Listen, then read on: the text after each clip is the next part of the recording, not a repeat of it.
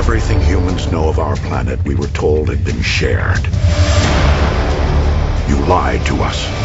You've made a grave mistake. They always say you can't polish a turd, and God knows after watching this last movie, well, you sure as hell can't transform it either. Period. End of discussion. Yeah. Man, I'm just gonna go. I'm gonna go on a limb here right now and just let you know that I am going to go off on this movie, and I'm going to compliment it at the same time because I smell a matinee. No, well, we shall see. You never know. The captain might have to appear. Place your bets. I'm hoping for a twist ending here. Yeah. I'm almost hoping it'll be like when Corey got his first Transformer. He actually tried to transform and he ended up breaking off the arm. You know? How do you do this? No, man. Because now the movie's long. What is it, like 2.5 hours? It's 2.5 hours plus. Yeah, just a little over that. And you pretty much get an hour and a half of a Victoria's Secret commercial, a bad comedy, a horrible bad comedy. You get tons of bad cameos. Yes. Like tons of bad cameos. Yes. I mean, actors coming in and pretty much embarrassing themselves. Well, the thing is, like, if you're referring to John Malkovich, at a point when it seemed like it was going to be a cameo, I was like, hey, I can forgive him. The guy's got to make money. He got ripped off by Bernie Madoff pretty badly. Transformed his money to zero. I know. But his role extended to more than a cameo. I'm like, okay, you've gone past the cameo length. Now, this is your fault. Hey, I'm blaming you. The longer you stay, the longer you get paid, you know? And yet, Turturro, you must say, is the least irritating here than he is in any of the other movies. He really is. I say he's not irritating as hell, because he is. First of all, I love you people out there. Boy, y'all are rich, man. Y'all come to me talking about, well, hey, man, what did you want? Just leave your brain at the door and just go in and have a good time. No, I'm not going to cut my fucking brain off. I'm going to leave my brain on, leave it intact, and watch everything carefully and tell you how much of a piece of shit this movie is. Because you want lots of great movies with shit exploding good and lots of action, dumb fun. I get dumb fun. There's lots of dumb fun movies I love. This is just dumb. Yeah. Sorry, there's a point where you go, you've forgotten how to have fun. It's just watching a car commercial. And you know what? The people who say leave your fucking brain at the door, fuck them. Because you know what? I never had to leave my brain at the door when I was watching the fucking Transformers on TV. And I never had to do it when I watched Transformers the movie. Yeah, I didn't grow up being a fan of these cartoons, and I'm watching these movies, I'm like, I don't see what y'all saw in this. No, look, man, trust me, when the cartoons came out and the comic book came out, now, we're not talking about fucking Shakespeare here. We're not even talking about Star Wars. We're talking. But they have Orson Welles though. But they did manage to get Orson Welles in there. They just probably him some alcohol, and a turkey leg, and he came in and did that shit. No, when I'm talking about they got Orson Welles in the movie, but I'm talking about way before the movie. I'm talking about like the original TV show, the TV show that came along with the comic book and all that kind of stuff. Back when truthfully they were 30-minute commercials, but still they had somewhat of a story in there. I mean, when I think we mentioned this in the first review, it was a cool story. Transformers came to Earth millions of years ago, before even dinosaurs came. They finally woke up when people around, a satellite went out, looked at all the objects that were moving around, thought the cars were the main inhabitants of this planet, and decided to have the aliens mix in with the planet by disguising themselves into vehicles and cars and other machinery. They were like a group of refugees from another planet. They came to Earth, tried to save it from the Decepticons, and it was plain and simple. So when you come and tell me that this is a Transformers movie. This is Transformers movies I want to see. No, fuck you. I'm original Transformer. I'm OT up here. You can't tell me this is a Transformer. This ain't the real shit. No, it's not.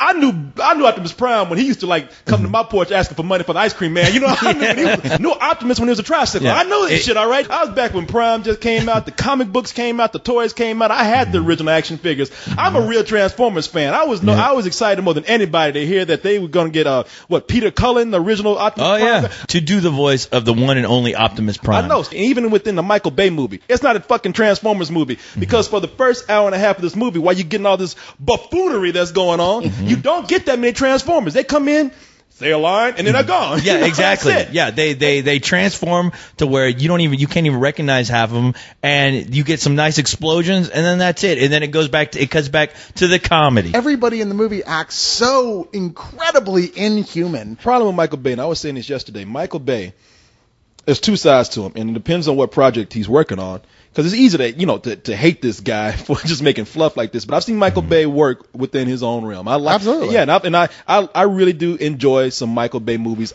When Michael Bay can just be Michael Bay and blow up shit and do ridiculous stuff like in Bad Boys 2.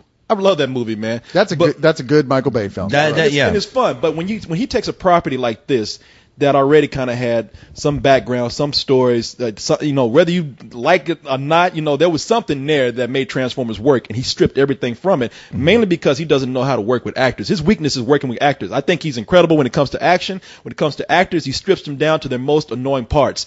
Ken Jeong is a guy that's starting to annoy me. But then when I see him in other movies, I say, I like this guy. In this movie, he stripped him down to the one thing that, to pretty much a one-act note that he does, which is, screech, be loud, and kind of quiver his eye a little bit. Yeah. And I hate that about the guy. I think he's doing that too many times in too many movies. Well, you see a tiny Asian guy acting ghetto and like he's a badass, and it's funny. At first. But then this movie, he reduces him down to like, hey, do that thing that everybody loves you for. And you know what? We're just going to let you go with it. Shia LaBeouf is the same way in this movie. Yeah. Shia LaBeouf, I think he's a good actor. I've seen him in things that I'm like, wow, I really like this kid. But in this movie, all he does is whine and scream. Yes. And he screams. Yes. As much as we made fun of him for going, no. That's the least of what he does. No, there's two modes of acting in this movie. It's screaming and it's talking really fast. No, his biggest line in this movie is, And I was like, man, he has a scene in a car where Michael Bay thinks it's so funny to have Shia LaBeouf scream that he just says, beat the steering wheel and just scream for no reason. Yeah. That's annoying. I mean, honestly, he could have been replaced with Chris Tucker. I mean, doing the same shit. Screaming at the top of his lungs, it would have had the same effect. What they boiled it down to, after the ridiculousness of the intro, which is they found the reason why we went into space is because we had a UFO land on the moon. And that was the reason why we had the rush for the space race. We send our astronauts up there. They discover that there's been this alien ship piloted by these mechanical beings, all of them dead. They bring one back to Earth. Years later, after the Autobots and the Decepticons have had their battle on Earth, Optimus Prime tells them, like, hey, you know what? Don't you think you should have told us about this? He's like, but hey, you know what? Y'all are fucked now. Whatever happens, happens. But it turns out that what they found is another Prime. And this Prime is actually promising to come back and help them because he's supposed to be a bigger badass than Optimus Prime. His teacher. Yeah, his teacher. I think they called Optimus Prime stuck in his dick when they came in. I don't want to do that thing. I'm sorry. I was just saying I was checking, but when he wakes up, we discover that there's this plan that's about to unhatch that the Decepticons are going to use to bring the battle of the dead world of Cybertron to Earth. And in the process, they're going to enslave all human beings and help rebuild that world and probably at some point wipe out all humanity. Well, it seems that their plan was to wipe out humanity first and then make us slaves. Yeah. Because like at the point they say, they're gonna turn us into slaves. It's like by killing us all first. Yeah, I know. I was like, did anybody bother to check on this plan? All right, we have to do this. We got to wipe out these Autobots so they can't stop us. We got 1,000 troops. It's like there's only 6 Autobots, and they barely show up in this movie. And every time they do, they get their asses kicked. And you know what? The thing is, this movie really solidified what I always thought about these movies. It's like, wow, all these past 2 movies have been nothing but a reboot for the first movie. I mean, you can look at this movie, look at the last one. It's almost like beat for beat the same story, where something happened in the past that people never knew about, that's supposed to change the future to benefit the Transformers with this war that's been going on. And I'm just like, wow, you're really rehashing the same story, but it's like, it still makes no fucking sense, and you've made it even more overly complicated. Michael Bay still directs this movie with his commercial sensibilities. I mean, he's almost like this is why he has no sense of character, because he directs everything totally from a visionary point of view. I mean, the movie opens up, in this film, Megan Fox is gone. Right. And it's all explained by a robot who says, yeah, they broke up. They might as well said that last chick in the other movies, she was a fucking cunt, because they kept referring to her as like, yeah, that last chick, I didn't like her at all. She was an ass. She pissed off the director. Yeah. You know what her problem was? She was too smart, because as much as everybody got on her for saying the last movie sucked, and Michael Bay, the way he shoots women, the way he films women is too sexist, you go like, what's she talking about? She's a sex symbol. Just live with it. You watch this movie, and what he does with this new girl, it's just pornographic, and not in a good way. The moment once we get past that like fucking stupid ridiculous intro, and I'm thinking, like, all right, that's not too crazy. But Michael Bay, hey, he said he learned, all right, this is just the first 10 minutes, whatever. Man, I'm gonna go with it. And this is the first time. Sound like an abused wife, Corey. Yeah, exactly. Did Michael Bay hit you? No, I ran into a door. He was just mad. He's really sorry about that last movie. Hey, there was a writer's strike going on. Come on, can you blame him? He bought me some really nice flowers and a $2 million ring. It's gonna be good. Michael Bay was to abuse his wife. He would never have to hit her. He'd just have to show her this movie. But in this movie, this is the first time I ever looked at a girl's ass on screen and said, damn, this movie's going to be shit. Because the girl who replaces Megan Fox in this movie is Rosie Huntington Whiteley. And Michael Bay really reverts to shooting. It's almost like he can't help himself. I mean, I'm sure he was in the bathroom looking at himself like, don't do it, man. Don't film the Victoria's Secret commercial. This is a Transformers movie. I can't help it. He doesn't fetishize her anymore than he does the car shots, though. They're shot exactly the same. But that's what I'm saying. Really? Everything is commercial. In fact, she's not a much better actor than most of the cars that aren't actually Transformers. Right. She's Australian, too. She's Australian, too, I think. She's Australian. Got some fucking accent. Anyway, they show her walking up the stairs, and Michael Bay is on that ass about 5 steps. And it really is a Victoria's Secret commercial. What is that? This is your new lucky bunny. What? It's a beautiful thought, Carly, but I don't think it's the whole bunny that's lucky. You see, it's just this section here. You see, it's just the rabbit foot that's lucky. Well, it's just a good luck charm. Help you think positive. Okay. Today's important. Oh, come on, get up. Hey, wear that nice tie. Yeah. You need any money for lunch? No, I don't need any money for lunch. I have money from yesterday's lunch. You love it, don't you? I'm just your American boy toy. I love a boy toy. And it's not just her. He finds reasons to put hot girls in crazy outfits in some of the most awkward situations in the movie. Then we get into the car commercial. Then I don't know. There's an actual crotch shot. I mean, there's where the camera was like, you could tell the cameraman had to lift up the sewer lid on the street to get this shot of this girl coming out of the car where you see her leg curves and I swear to God, you see panties. Yeah. Normally I would love that, but I'm like, this is a goddamn Transformers movie. I'm like, goddamn, really, dude? Well, she is kind of a Transformer. I mean, clearly she transformed those lips at some point. Yeah. It's like, wow, you want to save some collagen for the rest of the women in Hollywood? Shit. The guys on set watching Michael Bay behind the camera when he's filming those shots and his man is just stroking that tripod. I know. It is so fucking gratuitous, man. Guys are like, hey, man, you see, he does that every time. It's Michael Bay, don't look, man. Just let him go. And it's funny, with all this, if you were to call him on this movie, the first thing is like, oh, come on, this is for the kids. You go back and you watch Armageddon, one of the things I'll say about it is like the camaraderie between the characters is actually pretty solid. You're like, wow, they wrote some funny comedy in that film. It was like that. What are we paying them for? We got to animate Transformers. Don't worry about it. Nobody cares about any of that other shit. I'll just write this myself. And yeah, it's like some of the most wildly incompetent comedy I have ever seen. They should, pay the guy from 2.5 Men. It would have been better. Seriously. Pay Charlie Sheen. It would have been better. Charlie Sheen. It would have been better than what they ended up with. I could not figure out what anyone saw that was funny in this. Well, it's sacrifices. The biggest problem with this is that those are the Transformers, which again are not developed because we spend like the first half of the movie doing all this bad comedy stuff. And he really does. I mean, the people that we get in this movie are people like Patrick Dempsey, Francis McDormand, John Malkovich we mentioned, Alan Tudyk, who who's the only guy who actually shows that he's trying a little bit. Right. Because there's a couple points you're like, wow, he's actually slightly trying to build a character here. And all Michael Bay can think is, look at the funny gay guy. Oh, yeah. And everything is broad with him. His idea of gay is having a guy wear a suit with flowers on it. But then we have like Ken Jeong we mentioned.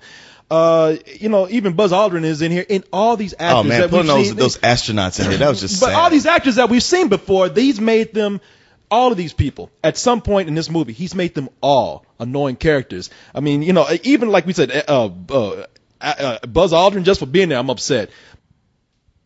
And speaking of that fool Buzz Aldrin, I mean, how crazy did that motherfucker look when they brought him into the set when he was looking up in the skies?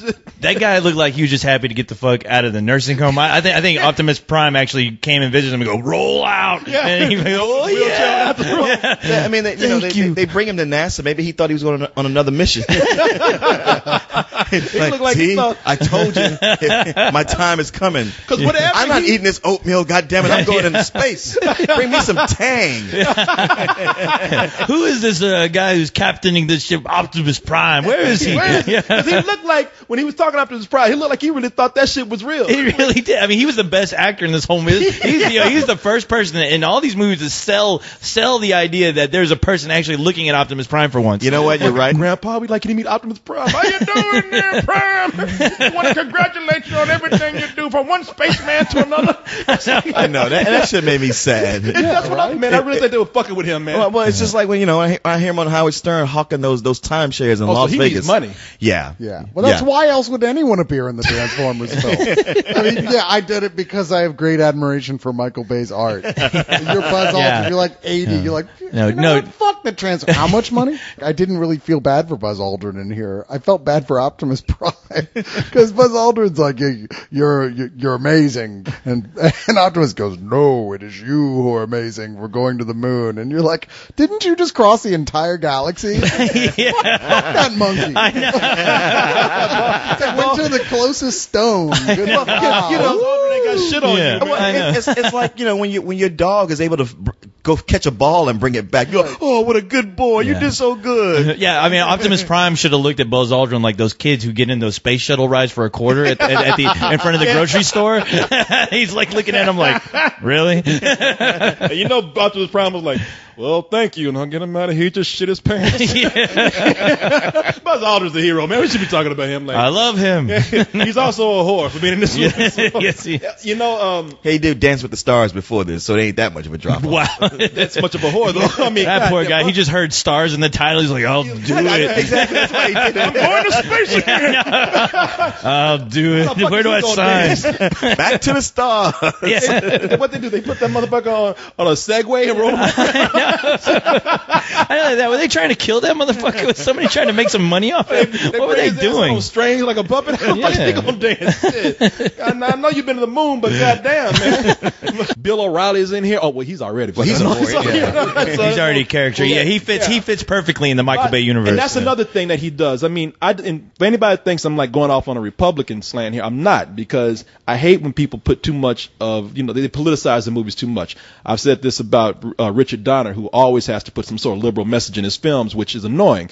Michael Bay he doesn't hold back showing you that he is, pretty much a war supporting Republican in this film, a Republican in this movie. There's moments where a character stops to say, you got a medal by Obama because, we're all Republicans in this office. Yeah. And it's like, okay, it's, that medal from that black guy don't mean shit to yeah, us. you know what? In the movie, I'm like, to be I wonder fair- where you stand now. Yeah. To be fair, he got a medal from a fake Obama, because they had all these fake presidents in this movie where they kept having these bad celebrity lookalikes to play presidents, but then they show a picture of the real guy, and like they were doing some kind of CG on especially on the John Kennedy. He looked like a robot. Well, the movie opens up, telling you about the space race. So they're telling you, they show John Kennedy saying, yes, let's get a man to the moon. They show Nixon talking about their efforts to recover what this is.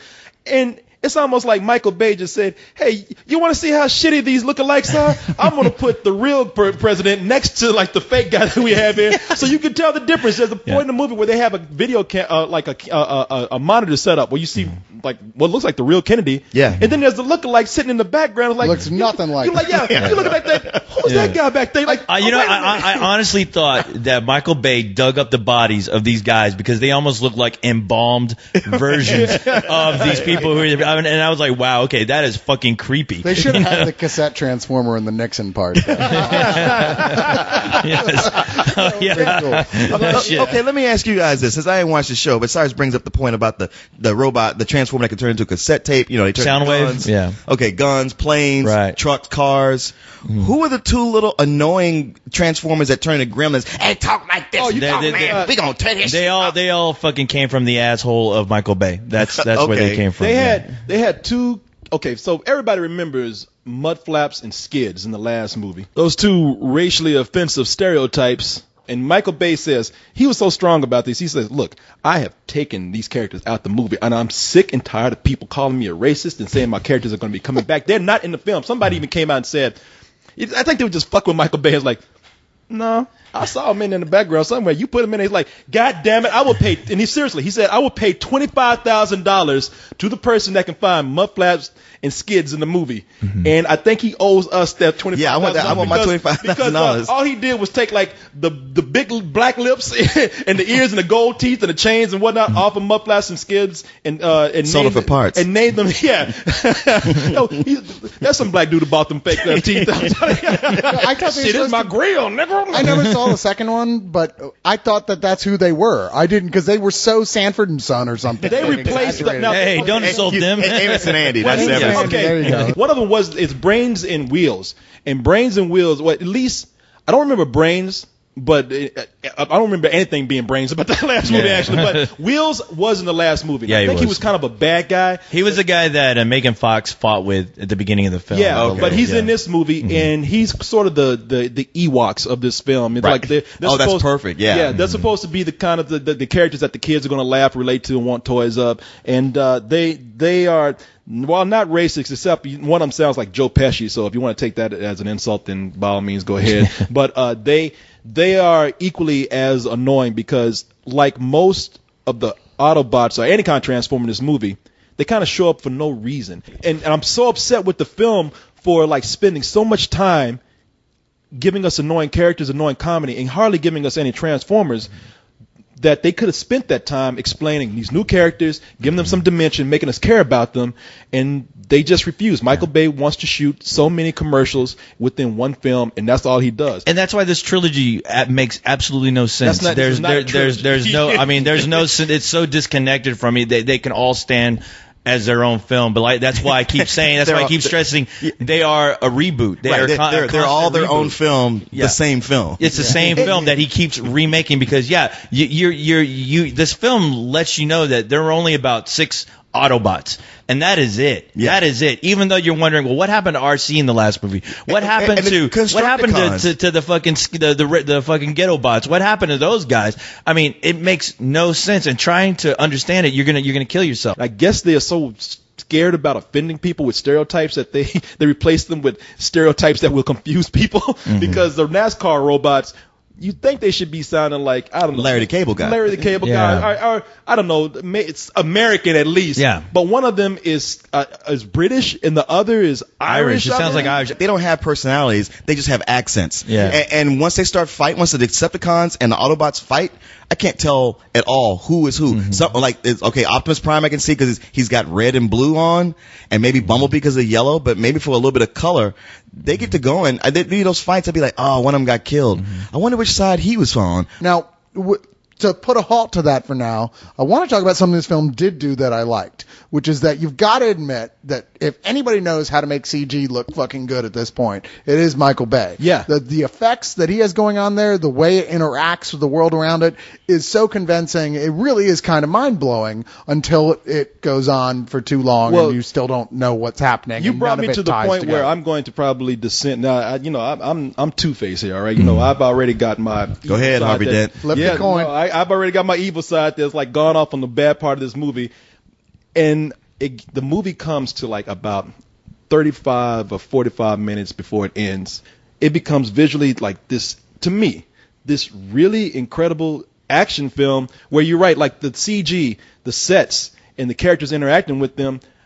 I enjoyed that part. I mean, I really. To be honest, it's what Battle LA should have been. It's what, it is. And I like them. It's like Battle LA with the bigger budget, and Michael Bay would have been so suited for something like Battle LA. I'm not gonna lie. I could go and watch the last part of this movie again and have fun with it because there's a scene where the characters it's Tyrese, Shia LaBeouf is the new chick that Michael Bay jacks off over, and a whole bunch of Josh Duhamel, all these characters are trapped.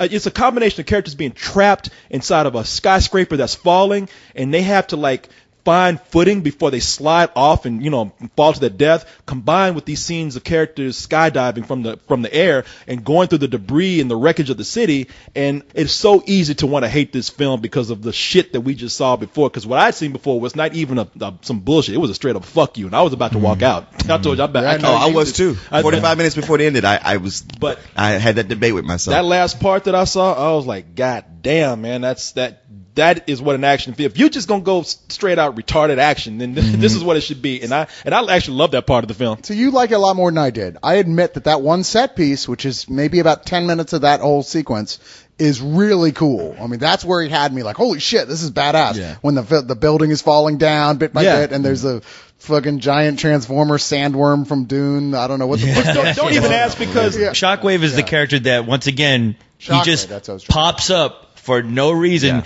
along with this huge like Transformer Dune worm, where you're like, where in the fuck were these guys hanging out in the last film? Like, But- really?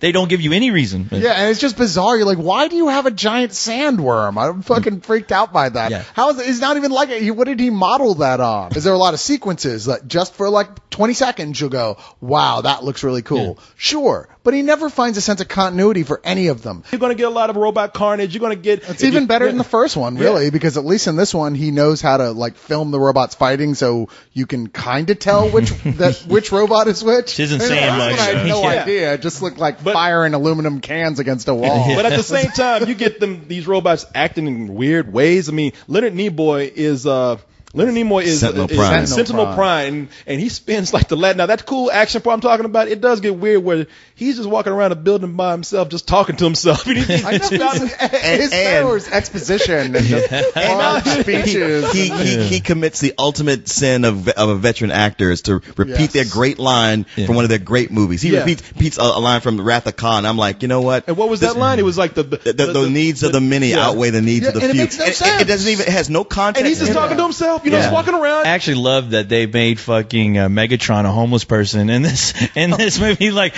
where when all shit's breaking loose, he's just like, I'm just gonna hang out here by this wall and get drunk I guess he's just hiding in Africa until the shit blows over. He can like until somebody writes him a script that you can go back and fucking use. Hugo Weaving returns as Megatron, and he's hanging out in Africa wearing a fucking do-rag on his head. The rest of the posing time and- he's apparently preparing for the next Mel Gibson Road Warrior film. like he's hanging One of out- those trucks. Elephants even sitting up there looking at his ass like, man, fuck this. That motherfucker, he was like, You know, there was a moment when they kept showing those elephants that you were like, "Don't do it, Michael Bay. Don't do." We know you've seen Beast Wars, but don't do it. Oh, right. I was sitting there going, "God damn it, I will walk out of this theater right I now." totally and expect them to do it. transform an Oh, I elephant." thought you were gonna say like, don't put any panties on these elephants and film a Victoria's Secret commercial. I thought you were gonna say, Megatron, please don't fuck that elephant. That's the last thing Actually, we I need to got see. that would have been entertaining. But they got like these transformers that they introduced where they got all these little smaller transformers that are just really bad characters. Never seen.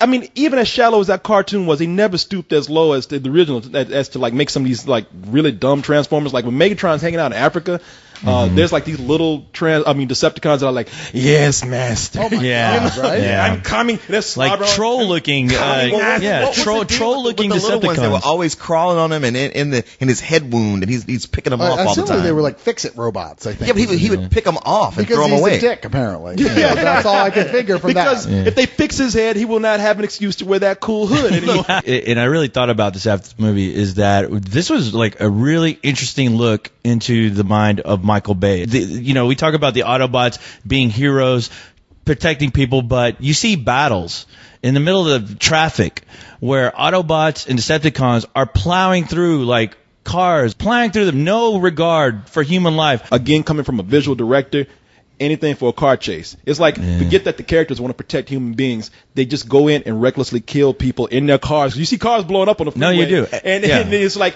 Michael Bay just thinking, well, fuck it.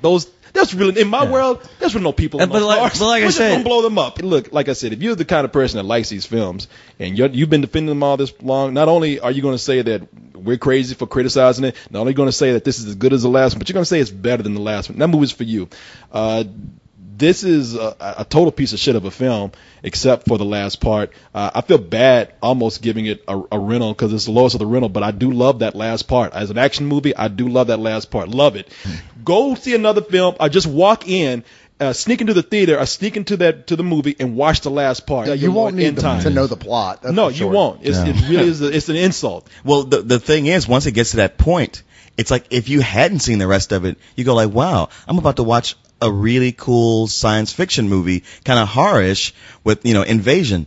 Oh, wait, I just saw Battle of Los Angeles, so I already saw this movie. Oh, wait, I already saw District 9, so I already saw this movie. As cool as it is, it's still a derivative of better movies than what it is. And as far as that cool segment with the leaning building, yeah, it's cool. Or it would have been if I gave a shit about anybody in there, or if when people died, I actually knew who they were. I'd be like, did that guy just die? I guess it doesn't matter. They didn't tell me who he was. Yeah. Everything that comes before that is complete dog shit. This is just a straight up, some of bullshit. Some of the impressive effect sequences at the end that I don't want to give Bay any credit for. I want to give for probably the technical team that put those together. I want to give them credit for like being as precise as they are and making some of those shots look interesting, but there's no context for them at all. Right. I mean, neither in the plot and the way they fit together or in giving a shit about the characters. Scott Weinberg from Twitch said, this film is the world's biggest drum set falling down an infinite set of stairs. And it's like, wow, I can't imagine saying it any better than that. I